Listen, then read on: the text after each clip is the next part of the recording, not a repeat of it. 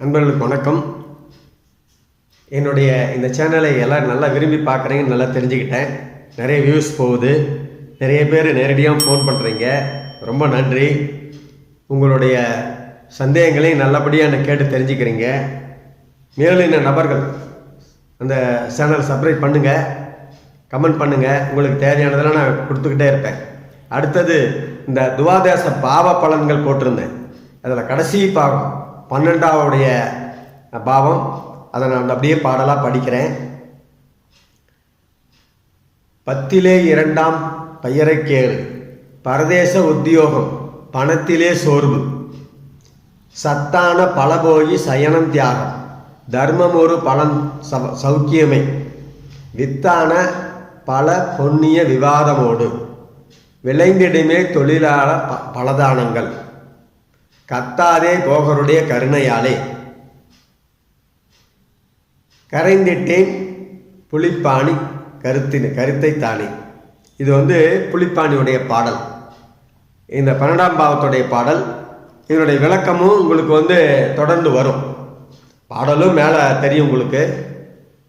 அதை தொடர்ந்து உங்களுக்கு இதோட பொருள் விளக்கமும் சொல்லுவேன்.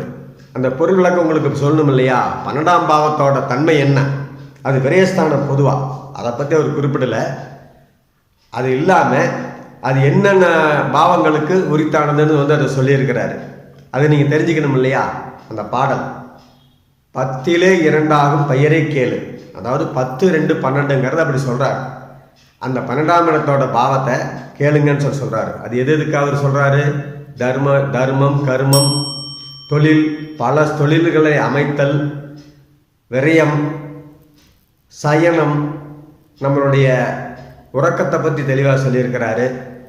தர்மம், கர்மம், பல தொழில் ஸ்தாபனங்களை அமைத்தல், இது போன்ற நிறைய விவரங்களை அது சொல்லியிருக்கிறாரு. நீங்கள் இதை நான் சொல்கிறத கேட்டுக்குங்க. பாடல்களும் பக்கத்தில் வந்துக்கிட்டே தான் இருக்குது. இந்த பாடல்களை ஞாபகம் வச்சுக்கோங்க. பொருள் விளக்கமும் உங்களுக்கு வந்துகிட்டு இருக்குது. இதையும் உங்களுக்கு பயன்படுத்திக்கங்க. நீங்கள் இதை உங்களுக்கு ஞாபகப்படுத்தி வச்சுக்கிற மாதிரி எல்லாம் மனப்பாடம் பண்ணிக்கங்க. இது உங்களுக்கு பிரயோஜனமாக இருக்கும். அருமையான புலிப்பானுடைய பாடல்களை நீங்கள் மனப்பாடம் பண்ண வெவ்வேறு கருத்தெல்லாம் உங்களுக்கு உதயமாகும். அவருக்கு அந்த அளவுக்கு அந்த பாடல்களில் நுணுக்கமான வார்த்தைகளை சேர்த்துவார். அந்த பாடல்களை அடிக்கடி நீங்கள் பார்க்க படிக்க உங்களுக்கு நிறைய விஷயங்கள் உங்களுக்கு தோணும். பொருள் விளக்கமும் வருது, பாடலும் சொல்லியிருக்கேன். இன்னும் இதை போல் அடுத்தது ஒவ்வொரு லக்னத்திலையும் எந்தெந்த கிரகங்கள் நின்றால் என்னென்ன பலன் அப்படிங்கிறது பாடலாக வருது. அதையும் அடுத்தது போடுவேன். இந்த சேனலை நீங்கள் சப்ஸ்கிரைப் பண்ணிட்டீங்கன்னா உங்களுக்கு இது தொடர்ந்து கிடைக்க வாய்ப்பாக இருக்கும். எல்லாமே நீங்கள் அடிக்கடி பார்க்கலாம். இப்போ 12ஆம் பாவத்தோட பலன்களை பாட்டாக சொன்னேன். அந்த பாட்டு தான் ஓடிட்டுருக்கும், பக்கத்துலேயே பார்த்துக்குங்க, மனப்பாடம் பண்ணிங்க. பொருள் விளக்கமும் கூட வரும், அதையும் ஞாபகம் வச்சுக்கோங்க. உங்களுக்கு சௌகரியமாக இருக்கும். ஞாபகப்படுத்தி நீங்கள் பார்க்கும்போது உங்களுக்கு எல்லாம் தொல்லை இல்லாமல் வர்றதுக்கு சௌகரியமாக நான் உங்களுக்கு போட்டுட்ருக்கேன்.